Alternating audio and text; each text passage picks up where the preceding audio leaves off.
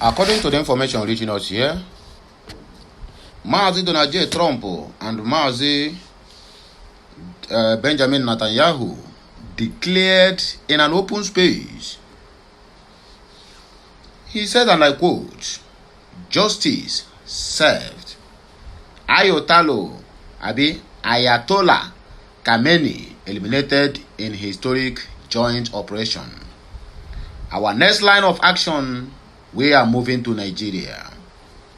Don't forget, there is a video trending online, or rather a video that is making waves online, where the northern Muslims, northern Shias or whatever they call them, all of them are protesting they stand in solidarity with the people of Iran and also the Iranian regime.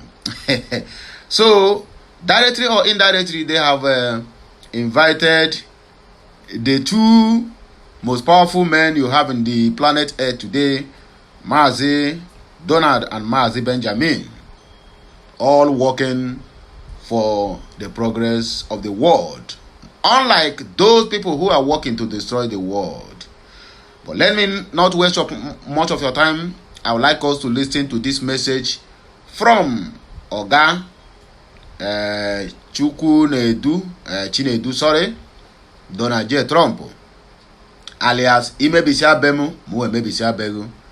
Achọkwana m okwu because ịchọọ m okwu mụnwa ya retaliate ọwa afọ enyere afọ ọzọ ya nke ikpeazụ.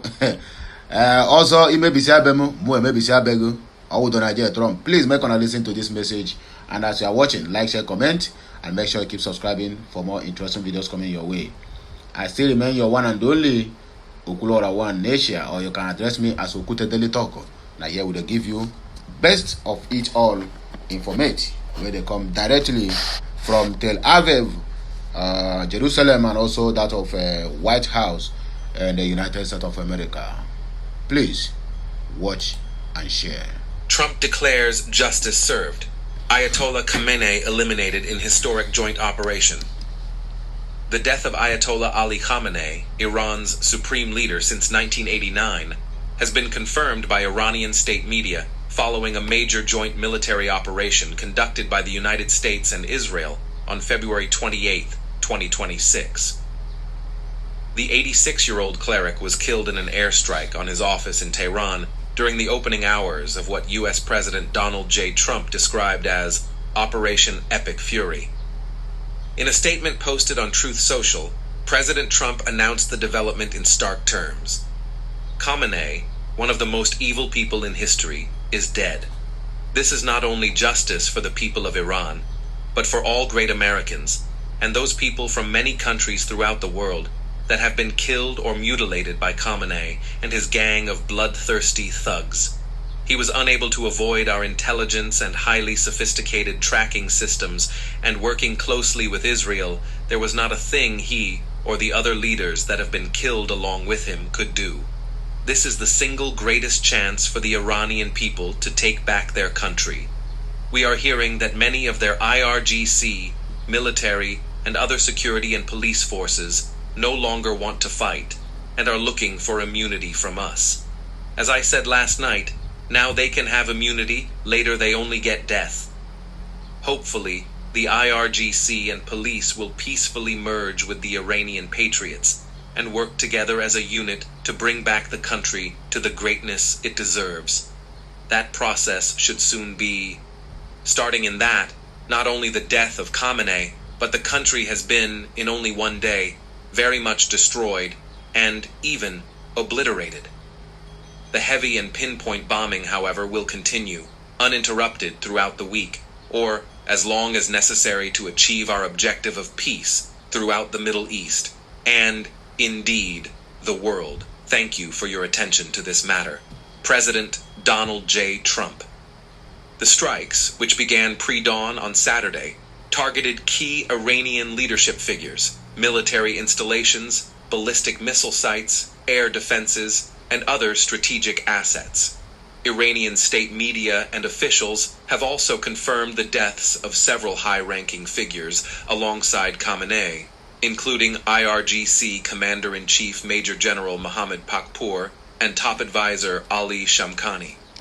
Reports indicate dozens of other senior officials may have been killed in the coordinated assaults. Iranian authorities declared a 40-day period of public mourning for Khamenei, described in state broadcasts as a martyr, with tearful announcements on national television.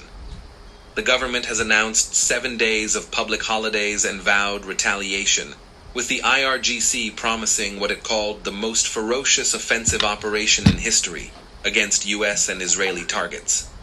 President Trump framed the operation as a decisive step toward eliminating threats from Iran's regime and opening the door for regime change.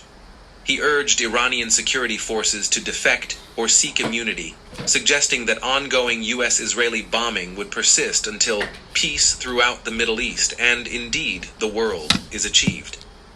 Israeli Prime Minister Benjamin Netanyahu echoed similar sentiments, stating the strikes aim to create conditions for the Iranian people to take their destiny into their own hands.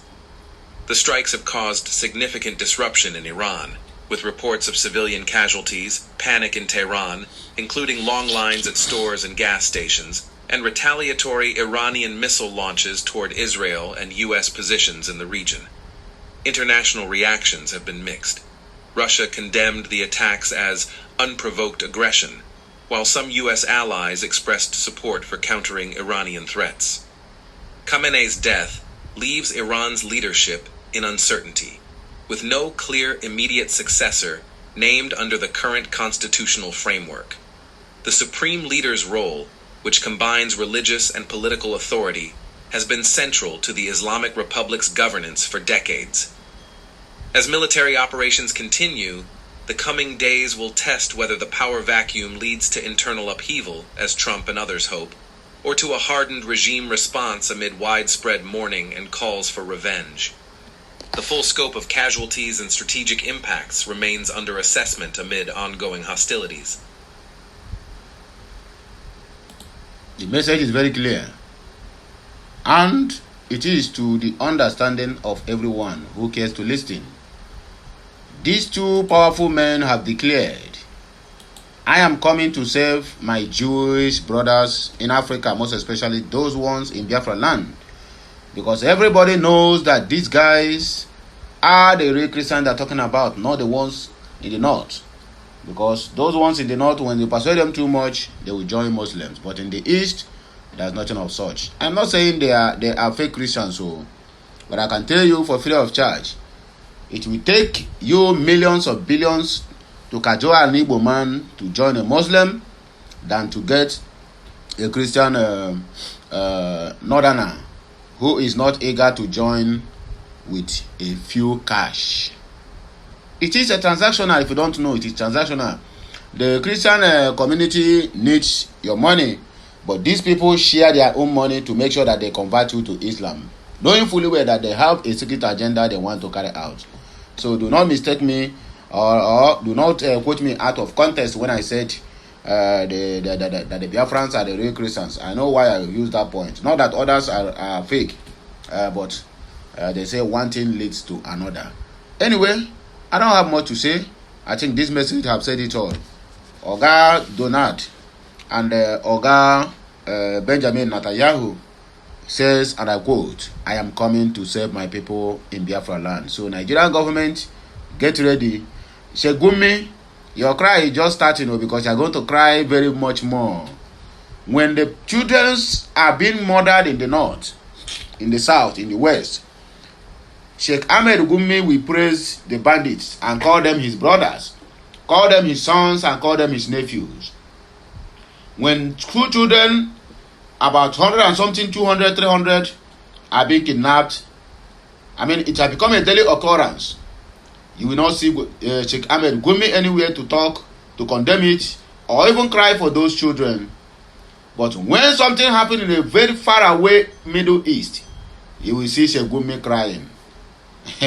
I told us here in one of the videos I published yesterday that the downfall of Iran, that regime change in Iran, is really going to affect a lot of things in our livelihood as we are living. It's going to affect a lot of things. I mean, the effect which I am talking about is in a positive way, not in a negative way. because that is where they plan all these their evil agendas against the Christianity, against Islamization or pluralization agenda they have or they want to carry out in Nigeria. It is being planned in that Iran. That is why US see them as a very big threat to the world. A very big threat to the world. Most of the arms that have been infiltrating this so-called zoo of a country called Nigeria is all from Iran. They shipped it from Iran to to Syria, Libya, then down to other Africans, and then it will touch every household in Biafra land. You can imagine that. Anyway, let me not waste much of our time because they say time is money. I'd like you to circulate this message. We are going home, and there's nothing anybody can do about it. Like, share, comment, and subscribe for more interesting videos. You hear my voice again when I come back. Catch you next time.